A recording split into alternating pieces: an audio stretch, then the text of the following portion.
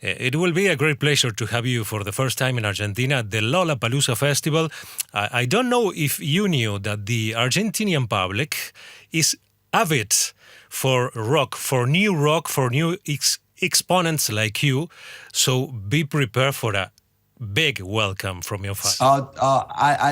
I've been saying I've literally been waiting for this moment my whole life. I've watched Guns N' Roses, Slipknot, Queen play in Argentina on the internet, and I've just literally my whole life been like, this is what my music is made for. Yeah. It is made to be jumped to go crazy to scream, to cry to, and I know there is no crowd like an Argentinian crowd, and I can't wait to meet you all on Saturday. Okay, it will be great. What it feels like to take over from the great British pop rock figures of recent years. I think you're keeping that flame alive. I grew up on British rock music. I grew up on Britpop. I grew up on Oasis, Blur, the Stone Roses, the Rolling Stones. Mm-hmm.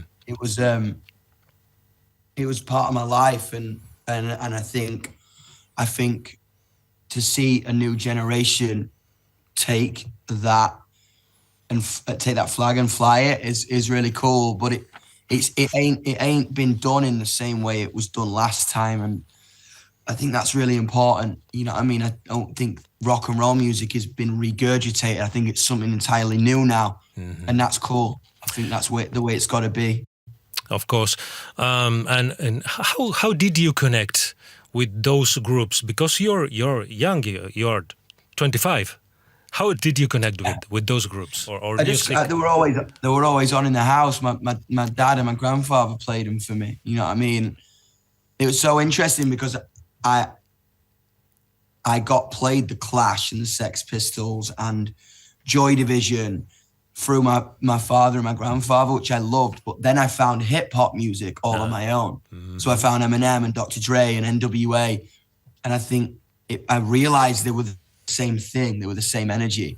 And I think that's where kind of Yungblud was made in my head, you know? Okay. You talk about Pistols and the Clash. And also, it seems, Yungblud, you're bringing us again a beautiful color with your socks. You're wearing pink socks right now? Okay. That's what I wanted to know. Always. Okay. So, pink was a main color for Elvis Presley's debut album. Yeah. Okay.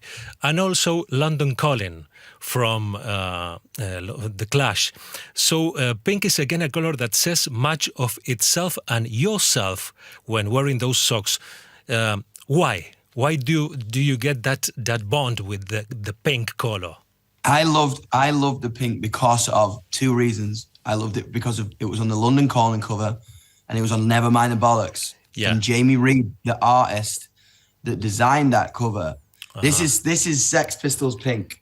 I loved it. It was bright. It was defiant. It was genderless. It was a snarl. It had bite to it.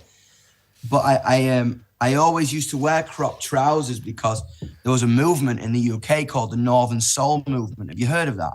Yes, Northern of course. Soul. Northern Soul, yes. And they used to, after the war, all the GIs who came over from America would leave records in the north of England, old soul blues records, and it spread, and all the kids in the Northern Soul clubs used to dance and wear cropped trousers and the socks. So that's where I got that idea from.